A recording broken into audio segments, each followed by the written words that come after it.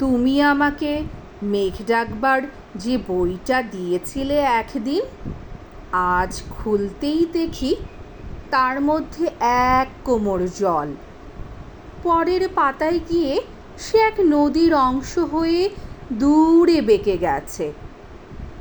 আমাকে তুমি উদ্ভিদ ভরা যে বইটা দিয়েছিলে, আজ সেখানে এক পাও এগোনো যাচ্ছে না, এত জঙ্গল। গাছগুলো এত বড় হয়েছে যে মাটিতে আলো আসতে দিচ্ছে না। তুমি আমাকে ঝর্ণা শেখবার যে বইটা দিয়েছিলে, আজ সেখানে মস্ত এক জলপ্রপাত লাফিয়ে পড়ছে সারাদিন।